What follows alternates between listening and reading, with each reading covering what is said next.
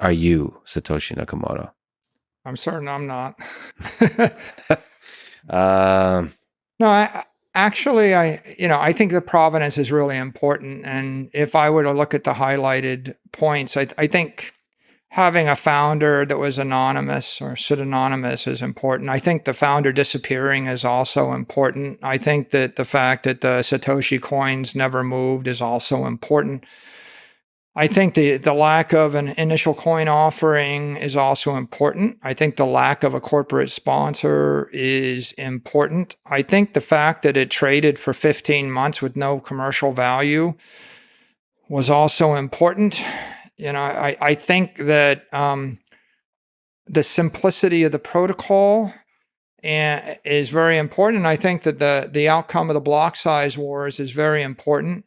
And all of those things add up to common property. They're all indicators of a digital property as opposed to security.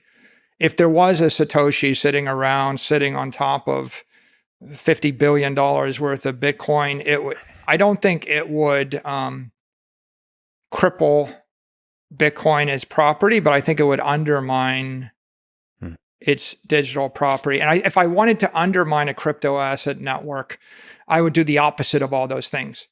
I would launch one myself. I would sell 25% or 50% to the general public.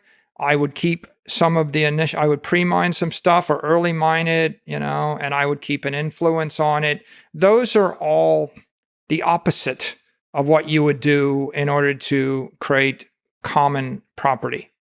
And so I see the entire story as Satoshi giving a gift of digital property to the human race and disappearing. Do you think it was one person? Do you have ideas of who it could be? I don't care to speculate. Okay.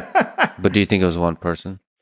Like, I think it was one person, maybe in conjunction with a bunch of others. I mean, it might have been a group of people that were working together, but certainly there's a Satoshi I mean, account. it's just so fascinating to me that one person could be so brave and thoughtful. Or do you think a lot of it is accident, like the block size wars, the decision to make a block a certain size? All the things you mentioned led up to the characteristics that make Bitcoin property. Do you think that's an accident, or it was deeply thought through? Like, how does this is almost like a I think history of science I think question. people tried it they tried 40 of them, right? I mean, I think there's a history of attempting to create something like this, and it was tried many, many times. And